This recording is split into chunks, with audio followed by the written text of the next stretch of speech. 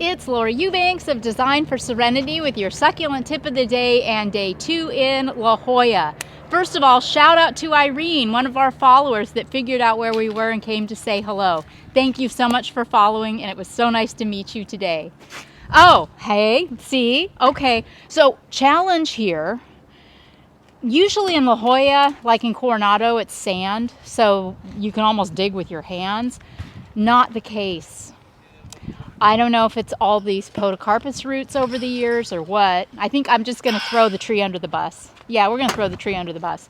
But it's hard. The soil is hard. So, boo. But here's a little hack. Remember we talked yesterday about this being our barrel cactus area? Well, typically when you buy a barrel cactus from a nursery, they're not really rooted, which is great. Because what you can do is what the guys are doing, which is dump all this wonderful loamy soil out of the cans, spread it around on top of your hard dirt.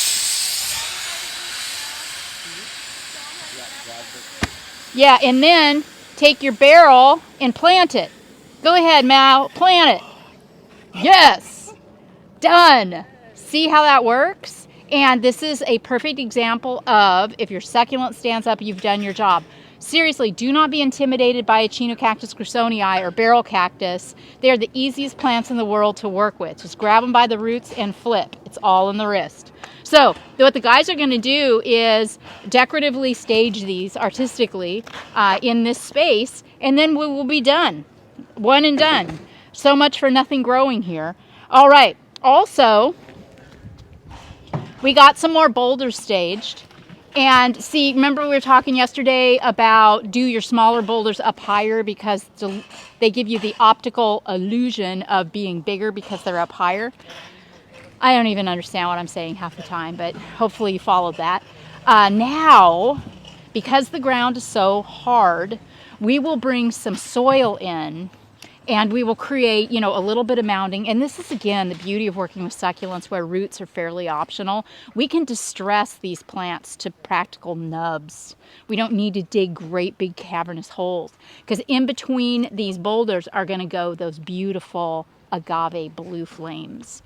So that's the plan on that. Poor Greg is trying to identify irrigation lines right now because this was just a series of the little, drippers. They're everywhere, and we're doing subterranean. We're not going to be doing this. Something far more efficient, but he has to locate all of it and cap everything, and it's a lot of work. So he's up there swearing and doing that. And, yeah, that's pretty much where we're at now. We will check in with you later. So we're wrapping up day 2 in La Jolla, and another hack for you. These Aeonium kiwi from the street look gorge. From the back, not so much. So we grabbed a boulder and staged it to cover up the butt end of these kiwis. Now we're not done. I'm going to be bringing in some soil to do some mounding, and I'm going to do some light planting here too. And I promise you, when it's done, it's going to look 100. But, that's another solution. Always, if you get stumped, just put a rock in the spot. You can't go wrong with a boulder. Okay, we got all of this cleared out. I did a little trimming on the Tibucina. The guys limbed up the pygmy palms. Check out where we ended up putting the other Dazzlerian longissimum. Oh, good, I love that there. I'm so happy with that. We got, more cleanup. I took the blower and got in, all of these plants that we're rehabilitating, trimming, snipping, clipping, cleaning, watering, and cleaning out all the debris from underneath them so they look brand new. The barrels are just the perfect solution in this hot, dry area. And also, we've got this really neat retaining wall, so they're not going to cover that up either. The boulders, we're still working this out, but what's going to happen is we're going to be staging these big blue agaves kind of hither and thither around. This ground is hard as a rock, so we'll also be cheating by using canned dirt and extra soil and distressing the root balls of these plants by at least 75 to 80%. So yeah, they got moved out of the way because Daddy has to fix the irrigation that got broken when the barrels were staged. So if you come up here underneath the podocarpus, oh, careful hand, Margaret. You can see what we did up here. Oh my gosh, this looks so good. This is the first I've seen it.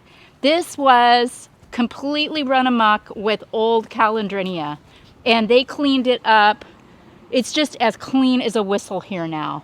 So what I'm going to do is I'm going to start over here, and I'm going to do some dry stacking with that rubble across, backfill with a little soil, because here's the edge of the pathway. You can see the plastic liner and all of the DGs just, you know, it's just running off. So we'll build this up some to create it, to make it more level, and then I'll plant those beautiful aloe ferox in here. I've decided to keep these jades too, and I'm just going to do a little trimming and a little bonsaiing because they really are lovely.